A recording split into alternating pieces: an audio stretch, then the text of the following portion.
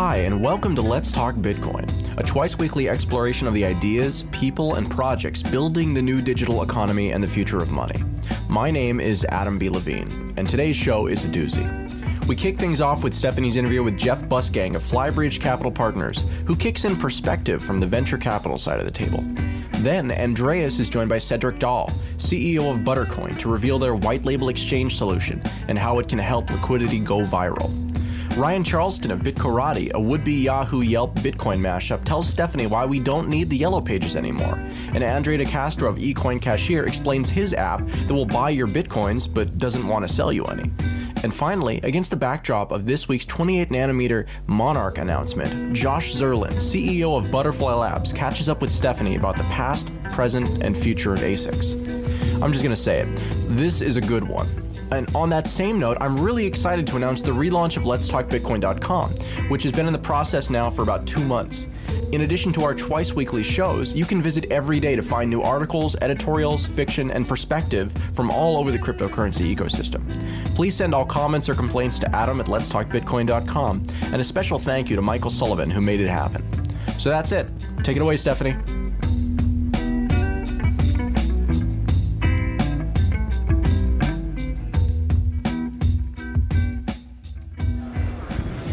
I'm here talking with Jeff Busgang. He's with Flybridge Capital Partners, which is a venture capital firm, right?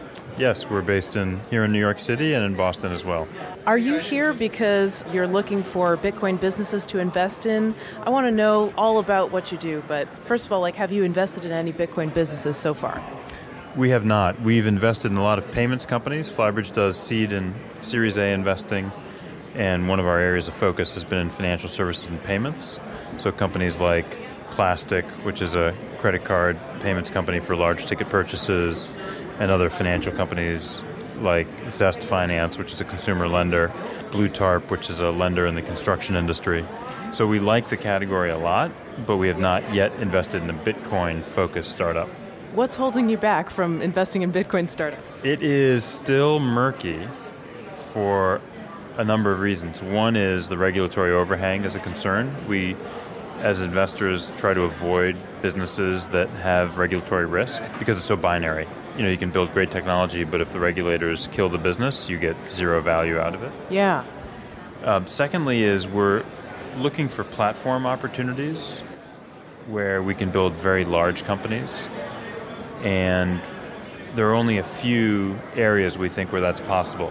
So we're, as venture investors, we're looking for the billion-dollar ideas, not the $10 million ideas or even the $100 million ideas. We need to see the billion-dollar ideas. And there are actually very, very few of those in general, and even fewer in the Bitcoin sphere. Now that's a reflection maybe of how young this market is, but I'm here because I'm bullish on the market in the long term, and I want to make sure that I'm learning about it and meeting people who are smart about it and getting a perspective on it that could be helpful down the road.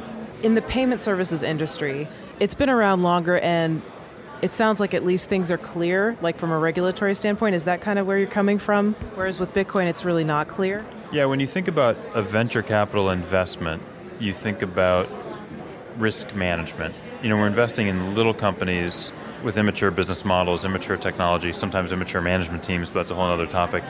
And you want to make sure that you're reducing risk. And if you've got ecosystem risk, which Bitcoin arguably has, I'm personally bullish on it, but any objective observer would say there's ecosystem risk, and you've got regulatory risk, it makes for a difficult environment to invest in. All that said, I am bullish on the category, and I think it's a great time, since we look 5 years ahead, 10 years ahead, in the next year or two, it's a great time to be learning about the category, maybe making some small investments and dipping one's toe in the market. Mm-hmm. So you really think this has potential to grow a lot in the future? I think it has tremendous potential. I think the concerns aside, the notion from a high level of a currency that transcends national boundaries, that reduces friction, that reduces transaction costs, that disrupts the ecosystem of dinosaurs in the financial services industry, I think that's a thesis that everybody can agree with. Do you personally have Bitcoins? Do you invest in Bitcoins themselves? I do. As part of my work, I've, for fun, been trading a little bit in Bitcoin, so I've got a couple Bitcoins sitting on my iPhone 5, which I occasionally check the price and the ticker and keep an eye on what's going on, but just as a way of creating accounts and experiencing the system and the service. I have to say, I've been in academia and in science for a while, and I was not spending those years thinking much about investments or anything like that. But Bitcoin was kind of my first foray into what you could do with some intelligent investments, I guess you could say. Yeah, almost every major technology development, you could look at the ecosystem in the early days and say it was a hobbyist ecosystem. You can look at the PC industry back when Bill Gates and Paul Allen bought their little rickety PC and programmed operating systems and played around with DOS. At the time, it was a hobbyist industry. You can look at even the 3D printing more recently industry, which is just now converting from a hobbyist industry to mainstream. And Bitcoin, as many poo-poo it as a hobbyist field, but that's how pioneers begin. So anytime you want to be on the bleeding edge, not the leading edge, but the bleeding edge, you've got to deal with some of these immaturities and risks, and that's the essence of innovation. It's the essence of venture capital. It's the essence of the entrepreneurial ecosystem. In hearing you talk about it, it feels really exciting. In a world that's very new, this is really exciting because of where it could go, and we can't even think of where it could go. So, okay, one last question I want to ask is, as a venture capitalist, what qualities would you look for in a Bitcoin company when you're ready to start investing in them that would make them a winner? It begins with the founder. We love investing behind founders with vision that are exceptionally talented and have the ability to execute on that vision. Second, it goes to the market opportunity. Is it a platform approach? Is it a big market opportunity with an attractive business model? And third, is there some proprietary or unfair advantage? Why would this company win as opposed to 3 other great entrepreneurs in Beijing or Bangalore or Silicon Valley? Because there's always going to be competitors when something exciting and new and successful emerges. So those are the kinds of attributes we look for that magic intersection of opportunity and company and entrepreneur. You're listening to Let's Talk Bitcoin, the premier audiocast providing news and insights that cover the rapidly evolving world of digital money.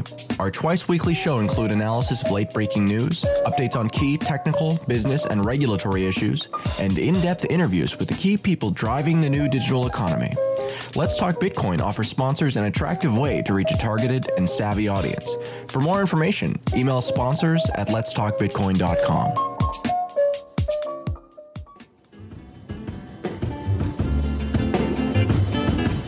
Want to set up an online store that accepts Bitcoins? Go to openbitcoinstore.com and you can have a store up and running before the end of this message. Just enter your email address and the store name, and in less than 30 seconds, you'll have a secure WordPress e-commerce site up and running that accepts Bitcoins and pays you in cash within 24 hours. And best of all, it's completely free. Go to openbitcoinstore.com today and open for business now. Over the past several months, we've all been experiencing a lot of ups and downs with Mt. Gox, and it has become a bit of the bane of our existence here in Bitcoin.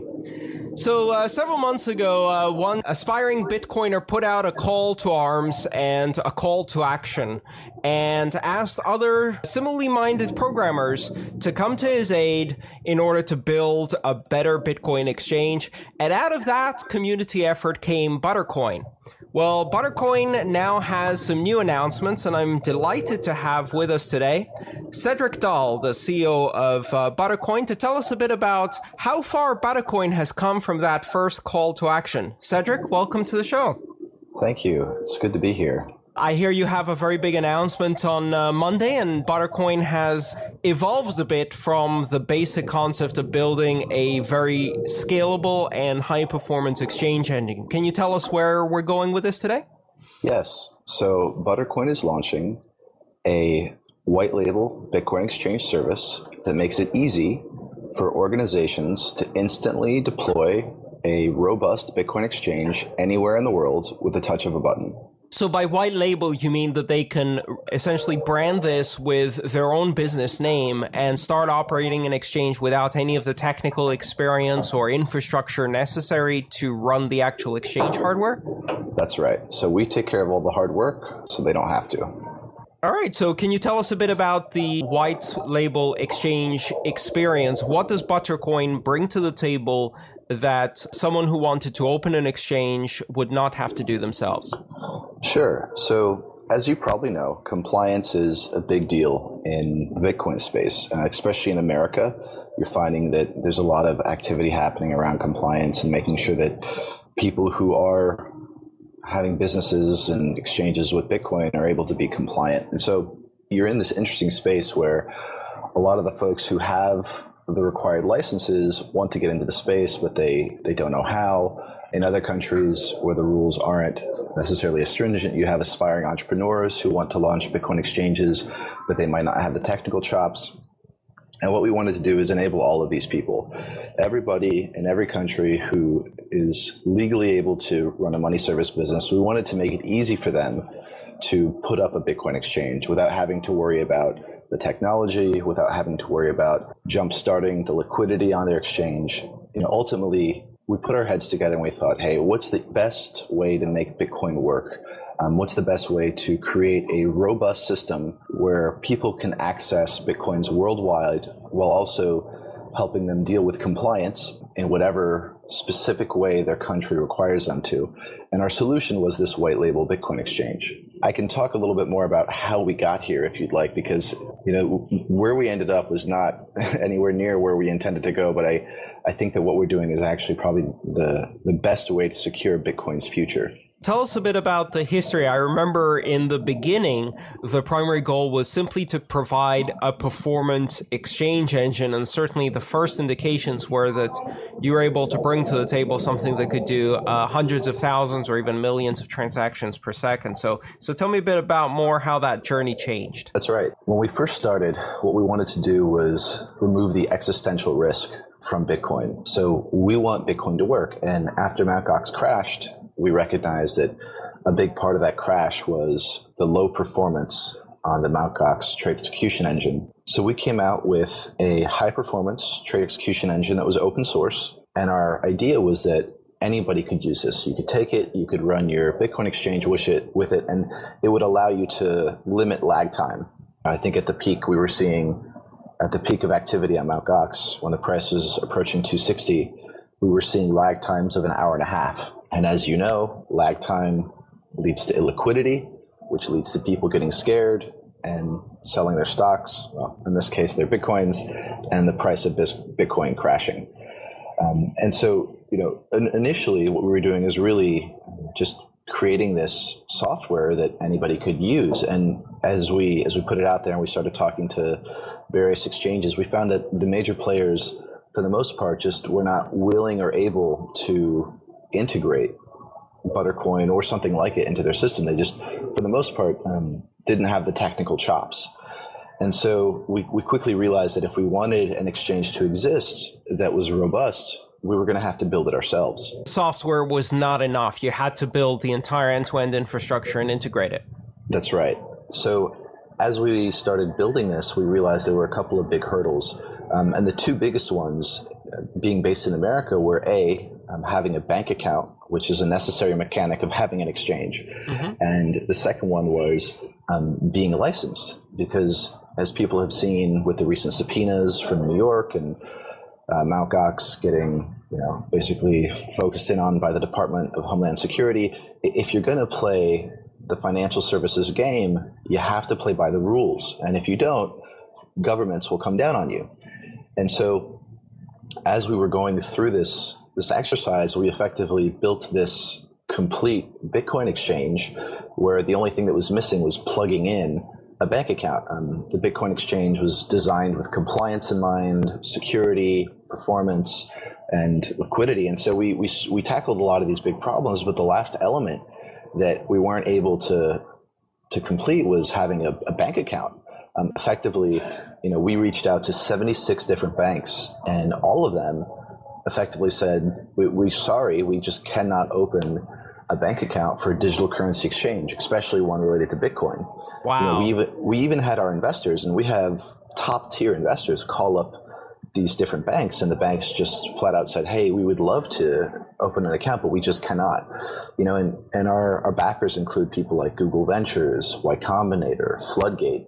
These are high-level, top-tier investors that have billions of dollars in these banks, and even with billions of dollars in these banks, the banks said no. They could not open new bank accounts for Bitcoin companies. We even tried to work with the Internet Archive Credit Union, and unfortunately, we just were not able to open up a bank account. Now, in parallel to talking to these 76 different banks, we were getting phone calls from people who mistakenly thought that we had a white label Bitcoin exchange.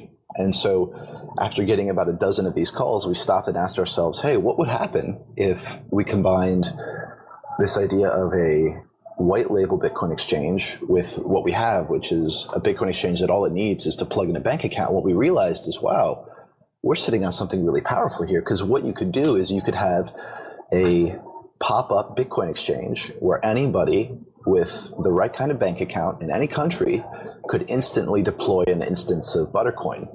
And then we looked at how currency worked across borders, and we recognized that as long as each country had their own unified order book, that what you could do is you could very easily create a system that was super robust, where even if for whatever reason one of these exchanges shut down, it wouldn't affect the community or the country's access to Bitcoin. Tell me a bit more about this idea of the shared order book within the context of one currency or one nation. This is fascinating.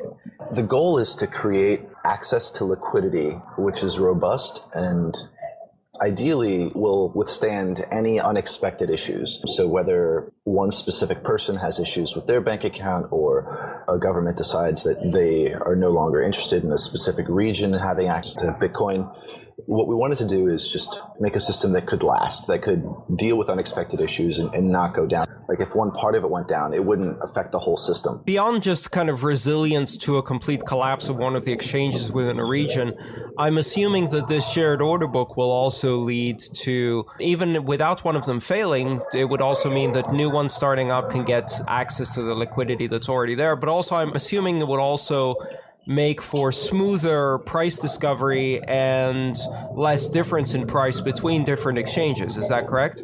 That's exactly correct. So phase one is have shared order books within each country. And then phase two, which is a little bit off, is to build a truly global unified order book. And that's technically and legally a little more complicated, but that's the next big problem we're solving.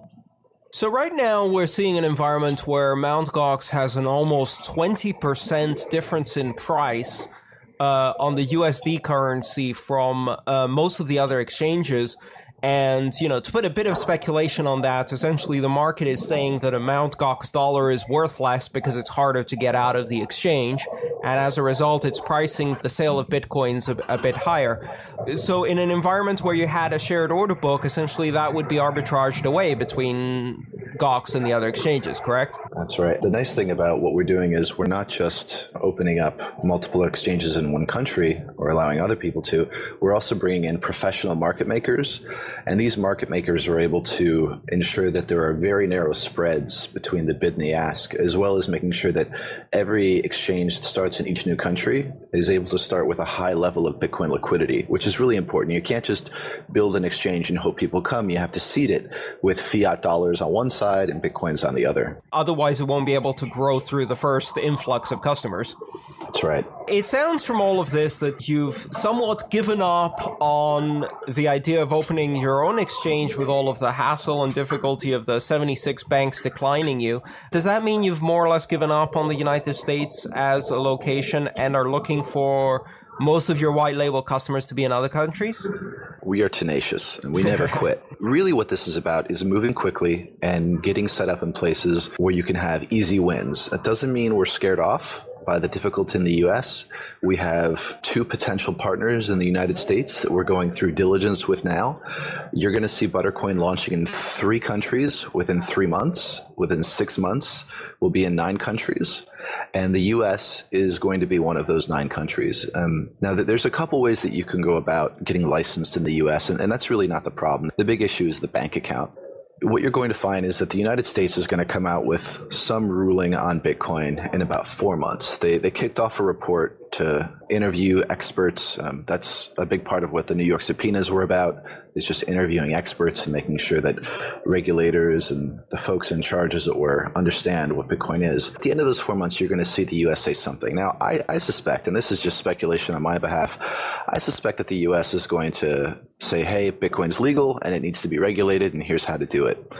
And so when that happens, you're going to find a lot less friction in terms of setting up a bank account. If we haven't already signed up with partners that have bank accounts and are legally licensed before then we'll definitely be setting up after that announcement. In terms of the performance and the capabilities of the white label service you have today, how would you compare it to the existing volume of trade that occurs on the let's say three or four top exchanges, Mt. Gox, Bitstamp, and CampBX for the US dollar at the moment? Would you be able to support that kind of volume right away? Oh yeah, absolutely. And I'm happy to connect you with Bennett Hoffman, who's the technical architect of our system. He can talk about the tech side better than I can. But yes, as far as we understand, we have the fastest system by several orders of magnitude, and it will be able to handle worldwide liquidity. I mean, even if every person in the world was using Bitcoin and they were getting their Bitcoins, buying and selling through Buttercoin, you wouldn't see a performance delay. A great promise. Let's see it happen. When do you expect, as a customer or as a consumer, I will be able to experience a Buttercoin white labeled exchange? Depends on what country you're in. We're pretty far along in terms of countries like India and Canada, in terms of having partners there who are in the right place and able to plug in and launch exchanges. Within 3 months, you're very likely to see something in a place like India, Canada, and the US. And then afterwards, you're very likely to see exchanges in places like Hong Kong and Brazil. So we already have deals in place. And really what's going on now is just going through the due diligence, making sure that when we do launch, we have a rock solid relationship with each bank that's plugged into the Buttercoin exchange. I think it's instructive that it takes tremendous audacity to stand up 4 months ago and say, we can build a better, more performant exchange. At the same time, it's part of the course because it takes tremendous audacity to stand up and say, we're going to build a currency to rival all of the world currencies. And that's exactly the kind of audacity we need in this space. So thank you very much for all of your effort and for bringing this great team to bear. With us today, we had Cedric Dahl, CEO of Buttercoin, telling us about the new exciting space of the white label exchange, where people will be able to open exchanges with robust technology infrastructure through Buttercoin. Cedric Dahl, thank you so much. Yeah, it's been a pleasure. Cheers.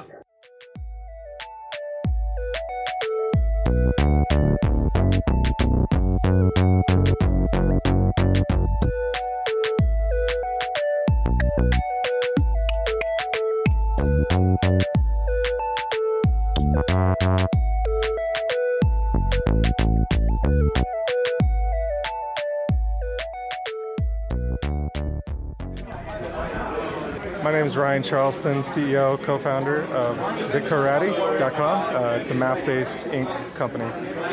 And what is the BitKarate? BitKarate is everyone here at this conference. It's all the enthusiasts, miners, investors, entrepreneurs, people involved in Bitcoin. That's the BitKarate. You told me that you're building like a database, right? Are you working with the NSA to compile all the Bitcoin enthusiasts? No, I'm just kidding. You're building a directory of Bitcoin people, right? Yeah, essentially at the core, at the foundation of what we're starting with is like a Yahoo directory. And then looking at things like social networks and ratings and review sites like Yelp, and borrowing elements of that, and sort of looking at the key trends of the last 20 years on the web and seeing the things that actually worked and helped the web grow, and bringing those together and building the same thing for Bitcoin, and helping Bitcoin grow and helping the Bitcoin businesses grow and helping that ecosystem grow faster.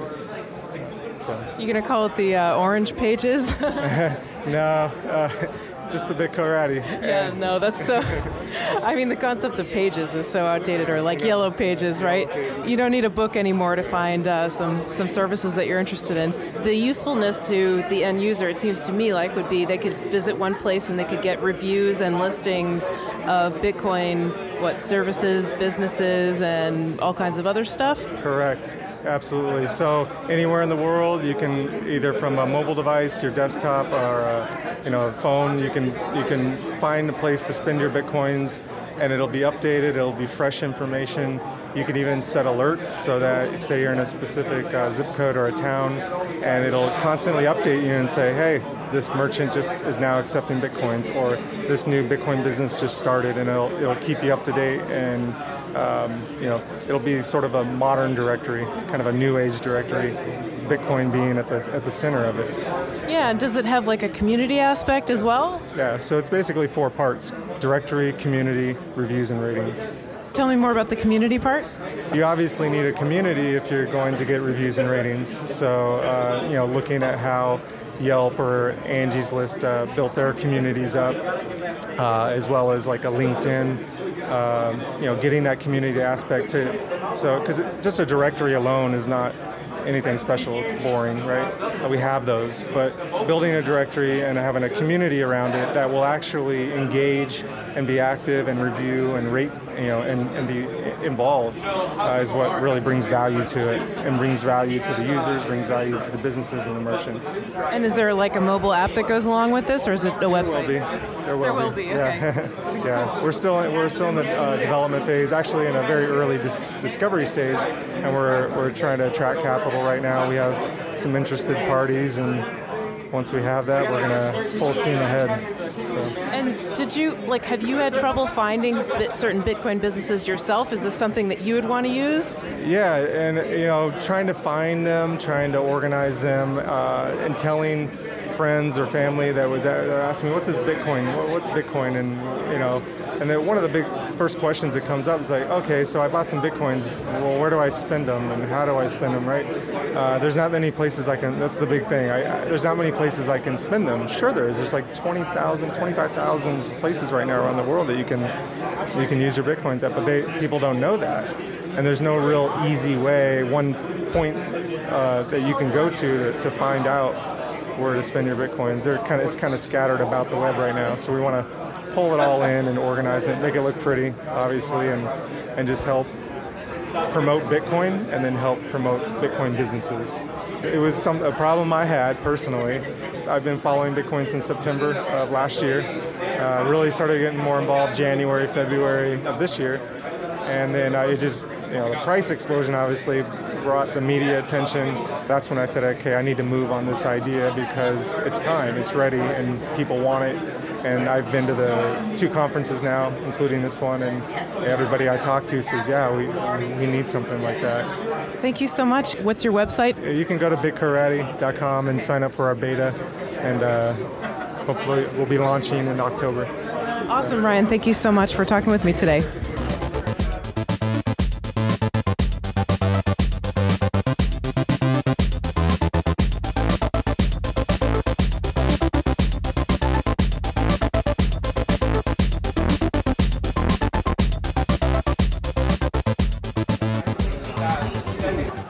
I'm here talking with Andre De Castro, and he's from eCoin Cashier.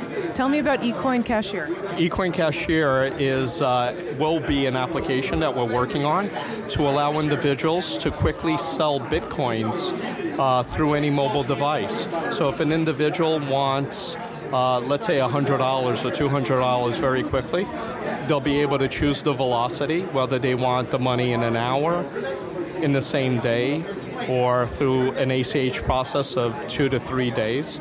And there'll be different exchange rates, making it convenient for the individual who has Bitcoins to receive dollars. So it's only for selling Bitcoins, is that correct? Yes. The application for the consumer is only for selling Bitcoins directly to eCoin Cashier. And eCoin Cashier on the back end either sells it on exchanges or to accredited investors through an investment strategy. Right. So I'm wondering if you chose that strategy of just only offering to consumers the option to sell Bitcoins, Is that because of regulatory reasons? Yeah, we want to concentrate. We want to make sure that we're providing the fastest, most convenient service to the user of the application. We didn't want to complicate things with the regulatory space that exists today. So that's the path we chose. Our core competency is being an investment company, and we want to maintain our core competency, as opposed to be one of these regular exchanges where you can buy and sell. That all makes sense, and I know there have been some other businesses that have chosen the strategy of we're only going to sell Bitcoins. I don't know of anybody who said we're only going to buy Bitcoins, but I know of some businesses who have said, like, basically we're going to be a Bitcoin vendor in order to avoid being classified as a money services business or whatever. Is that something that came up on your radar too?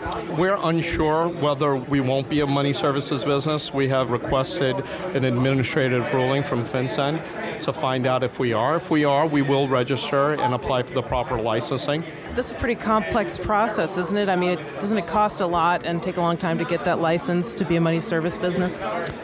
No. What I found out is that there's not as much friction as most people actually believe there is. Okay. We've taken a different path, and our path was to request an administrative ruling and asking FinCEN whether our business processes actually lend us to be a money services business before we register. And since we're developing the application now, we knew that we would need time anyway, so we're using the opportune time that we need to develop the best product possible to apply to the regulatory bodies to find out where we land. So you're going to be pretty much the only one out there so far who allows people to sell Bitcoins and get the money fast. How did you come up with the idea to do this? We were looking at some of the competing products out there, the Bitcoin ATMs of the world, and we quickly realized that they're not ATMs whatsoever, they're exchangers. And I thought it was rather silly that one would have to trek across town, possibly in the rain or in the snow, to convert Bitcoins to dollars. The thought was, well, if we did this conveniently and we allowed the user to choose the velocity of receiving the actual dollars, then they may want to pay different rates. So the rate will be based on the velocity that the user chooses, and we thought it would be much more convenient. Being a company that's positioned as an investment entity with Bitcoins, it just made sense to release that type of functionality on mobile devices. So is this almost like the modern equivalent of like, we'll buy gold or something like that? You know, you can take your gold to a place and they'll buy it from you, and maybe if you want it really fast, they're not going to pay as much for it, things like that? Yeah, I guess you could equate it to something like that, right? If you were to see Bitcoin as a commodity or an investment vehicle of some sort, that's sort of like what we're positioned.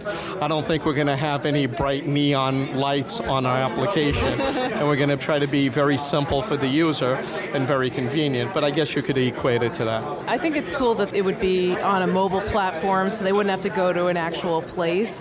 And, honestly, there have been times in the past where I wished, like, oh man, I wish I could just pay my credit card off with Bitcoins or something like that, because I'd like to do it today, and I'd like to do it with no hassle. So is this a problem that you had? Who do you anticipate being your end users? Well, it's interesting that you mention the credit card angle, because that's one of the vehicles we plan on delivering money to. If you owe a balance on your credit card and we make a payment towards your credit card, you know what happens, right? Yeah. Yeah. Maybe you have a little more credit, right, to spend. But no, I think we came across it because we wanted to be investors in the Bitcoin space. We want an easy vehicle to be able to collect Bitcoins.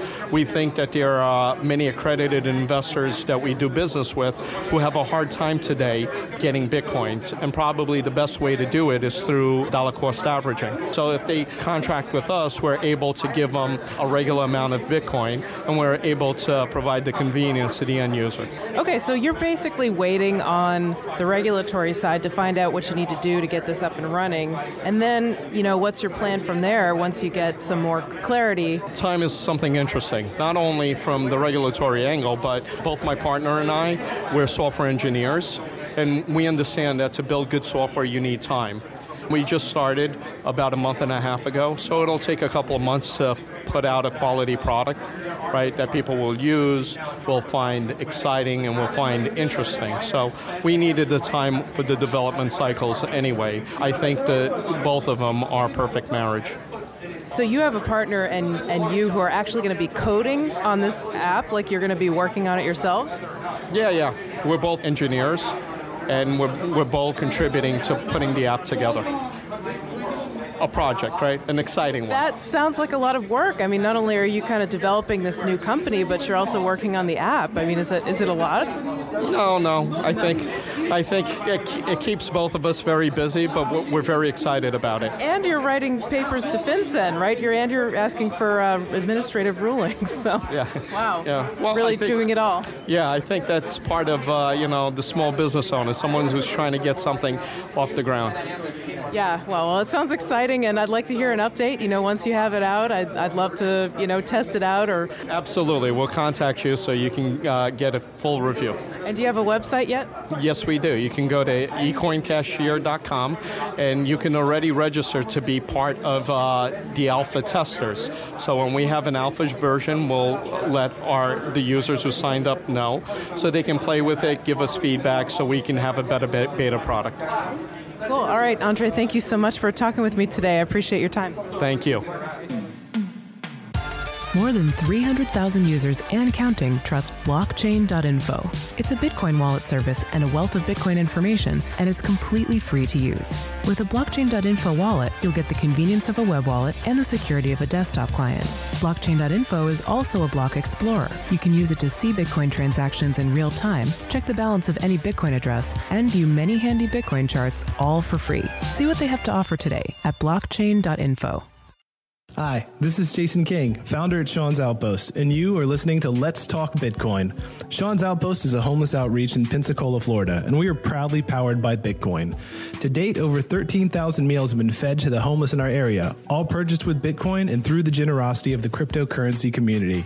Read more about us at SEANSOutpost.com. Food, shelter, Bitcoin, everybody. Sean'sOutpost.com. I'm talking with Josh Zerlin, and he is the Chief Operating Officer at Butterfly Labs. Hi, yes. Josh. Hello. How are you? Good. Welcome to Let's Talk Bitcoin. I'm really interested in Bitcoin mining, as I'm sure you are too.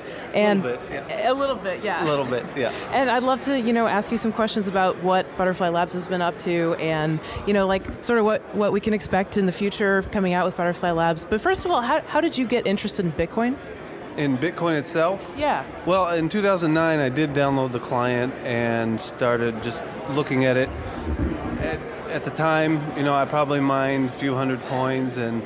Woo! Yeah, I know, and overheated my laptop. I was like, oh, this is a nifty concept, and it promptly deleted everything. And so fast forward a couple years later, let's see, probably late 2010, I saw the article on... I think it was Slashdot about the Bitcoin J client, the Java-based rewrite. I said, oh, that's kind of nifty, and I looked into that, and at that point I was like, oh, well, I'll try mining with my NVIDIA card. That didn't work out so well, so I purchased an AMD card and just snowballed from there. So you were in there pretty early. I hear all these horror stories about people who mined, thousands of Bitcoins on some old computer, and then they said, it's not worth the electricity, and stopped, and then they formatted it at some point and lost, $50,000 or something like that. Yeah, absolutely. Fortunately, I didn't mine too many, a few hundred. But I sold quite a few coins under $1, under $2, under $3. In one aspect, it's painful to think about it, but in the other, that was their value at the time, and it was just is what it is, Yeah, and if you hadn't sold them, Bitcoin adoption may not be as far along as it was today, right? You were actually helping people get Bitcoins and use them. So it's such a funny thing when you talk about using Bitcoins or spending Bitcoins as they're going up in value. I mean, I'm sure the guy who bought the $10,000 or 10,000 Bitcoin pizza. Yeah, I'm sure he gets a lot of, people ask him if he feels regret about it. But from what I've heard from him, he says, well, I helped kick off the use of this currency, so I don't feel too bad about it. So he's a good sport. Yeah, absolutely. It's you have to grow the economy somehow, and if you just hold on to your coins all the time, it'll never go anywhere. So in that aspect, I don't feel bad about it at all. and I was doing my part. Yeah, taking one for the team. Absolutely. Okay, so tell me, what is Butterfly Labs for somebody who doesn't know what that is, and what do you do at Butterfly Labs? Well, Butterfly Labs manufactures mining hardware. We have the most advanced chip out right now, and it basically buys you lots of Bitcoin lottery tickets. We have a number of different products that, from the entry level to all the way up to the industrial scale mining, we have a little bit of something for everyone there. What I do in there, I try to keep everything running and do a lot of strategic planning and the direction that Butterfly Labs is going to look to go here in the future. So do you build the machines, or do you just coordinate plans for the company, or I don't know what you do. Me personally, no, I don't like physically build the machines, but I do coordinate the people who do. A lot of my role is for strategic planning for new products and evolution of current products. Okay, so you're thinking about what are we going to do next. Butterfly Labs has been taking pre-orders, for a while, and there's some people who are, upset because the shipping has been delayed a number of times. Can you talk about that a little bit? Yeah, absolutely, and I can't say it too many times. We are very, very sorry for the delays. We very much understand the frustration and anger that the customers have, and we share the pain, and we don't begrudge the people the anger, because it is absolutely a failure on our part to get them out when we promised. We've built up a very robust supply and manufacturing chain. It's taken much longer than we thought. Our chip being the most advanced chip out now, right? It presented hurdles that we had to overcome. For example, what would be some of the things that might cause an unforeseen delay? For example, we have to get the chip packaging together. We have to get the whole supply run coming from the foundry to the slicing and dicing, to the packaging, to the assembly plant in Chicago, which puts it on the boards to us to get them in the cases in the box, and the box out to the shipping companies. So there's a lot of things going to this, and what a lot of people don't realize, we're not a small-scale operation. We have over 50 employees now. There's lots of steps, there's lots of orders, and we're just moving as fast as we can. And I wish it was as simple as some people thought it was. We're doing everything we possibly can to move this along as fast as we can. But as I said, we totally understand why people are frustrated, and they have every right to be. And like I said, I can't apologize enough, but we're absolutely trying to get those units out as fast as possible. Yeah, and so do you have an expected time when they're going to be shipping? Or I know there's multiple different models that we're talking about, but like I saw a video with the jalapeno model, right? It was, 6 gigahashes per second or something like that? The jalapeno is actually 5, or the super jalapeno is 7 gigahash. Oh, okay, gotcha. Yeah. So I saw a video with a demo unit on that from Coding in My Sleep with David Perry. Have you started shipping those yet, or are they still waiting on the mass produce? Yeah. We've shipped thousands of the jalapenos. Gotcha, okay. And we're shipping all of our product lines. We've shipped hundreds of the singles. The little singles are a little bit behind, and we've shipped quite a few mini rigs. What a lot of people don't realize is that there's a lot of orders that aren't on the customer kept lists. A lot of our customers don't want to be public. They don't want to be known. They're very private, and they have their own orders. They do their own thing. They don't even get on the forums. They don't have a login form. They don't even read the forums. We get lots of customers that call up and be like, I want your Bitcoin miner. What does it do, by the way? Wow. Yeah, we're always surprised by those calls, too. We're like, might want to do some due diligence there, but it's right. And we also have a lot of interest from Chinese, actually. That's picked up quite a bit. And they're not quite in the same boat of what does it do, but they know they want to be part of it, but they don't know exactly how they want to be part of it. Yeah, so I guess that brings up a question for me, which is that Avalon, which was, pretty much the first ones to get out an ASIC miner, they manufactured their units in China, as far as I know, right? And you're manufacturing in Chicago, is that right? Yeah, we're pretty much all American. Our actual wafers are produced in Singapore, and they're shipped here to the U.S., sliced and diced in the U.S., sent for binning at another U.S. company, sent to Chicago for the mounting, and then sent to Kansas City. So it's pretty much exclusively manufactured in the U.S. But in multiple different places in the U.S., right? So, yes. So I mean, I could imagine that might cause some delays if the materials are going from point to point, and then at any point there could be a delay in the manufacturing process that impacts the time frame. Absolutely. That's one of the problems, one of the pain points we have, and it's one of the things we're working on. We're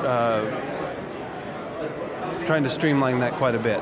Was it just not possible to make them all in one place at the time when you started, or what? Well, it's very hard to find reliable people to do that, and we've gone through a number of vendors for various different processes. We've settled on a new vendor for our packaging, and it's actually a one-stop shop for slicing, dicing, and packaging.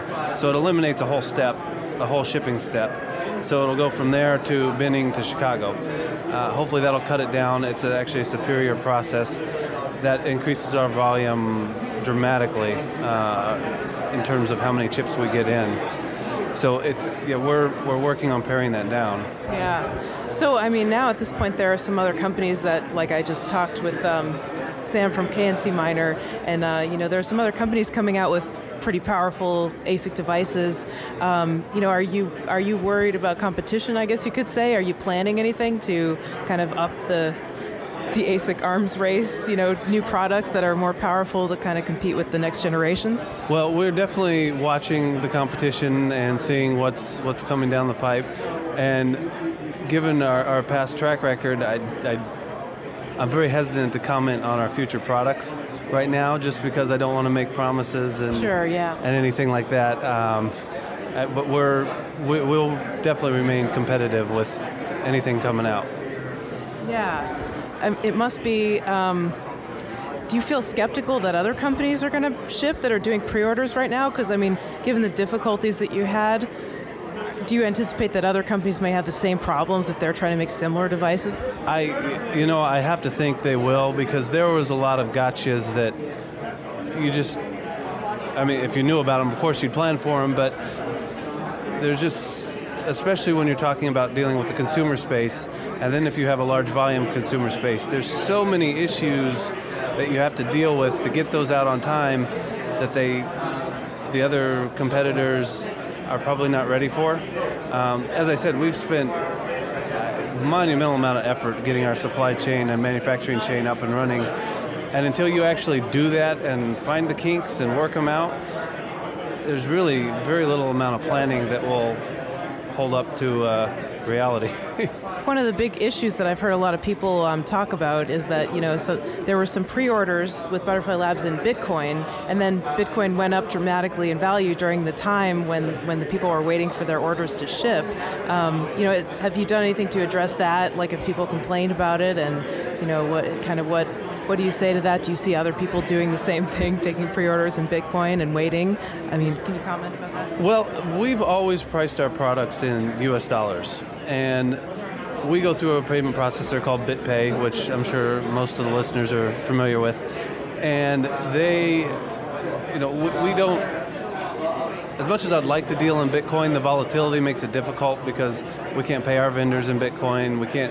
So I understand some of the arguments there. Unfortunately, if anyone had known that Bitcoin was going to go up, you wouldn't have spent the Bitcoin, or you would have purchased Bitcoin to replace it. Hindsight is great for your investing, but there's nothing. Who knows? It could have dropped, and then people would complain if we refunded them the same amount of Bitcoin. Sure. So in that aspect, if we were to refund people the same amount of Bitcoins, we could be used as a hedge. If it rises, then I want my Bitcoins back. If it goes down, then I'm going to take my hardware. It just wouldn't make sense. It's just not it's not a viable business model. Sure. Yeah. And what kind of testing do you do, I guess, with the new units in-house? Do you have a mining facility at Butterfly Labs where you're testing new devices, or tell me a little bit about that? Well, we do our burn-in testing for about 24 hours per unit.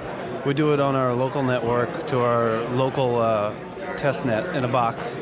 And it's actually been one of our pain points because we have such volume that we have to test. we're running low on power in one of our facilities. So we purchased a new warehouse, and it's doubling as a testing facility, and we're also turning up a couple other data centers that we can plug in. It's getting kind of complicated as far as that goes, just because we test them for 24 hours, pull them off, put them in a box, and out they go. They're in the door and out the door just absolutely as fast as possible. Yeah. And have you heard from the customers who have received them? Like, what kind of feedback have you heard from them? Just about everyone has loved them. I mean, we've had a very small failure rate. There has been some failed jalapenos. They ship them back. You replace them? Yeah, they ship them back. We send them out a new one, no problem. I think maybe less than 1% of the singles and mini rigs that have gone out have had any issue at all. We've been pretty pleased with the failure rate.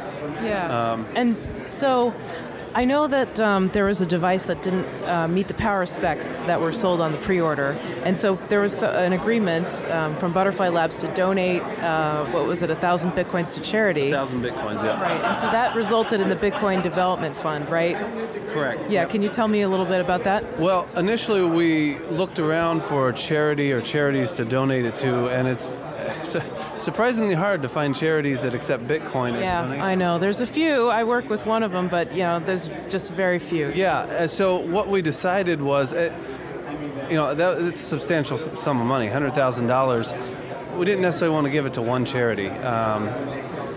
And trying to find a lot of charities to donate that money to was difficult. So we put together the fund so we could promote Bitcoin as a two-pronged approach. One, we'll donate to any charity that accepts Bitcoin. We won't convert it for them and then donate the dollars.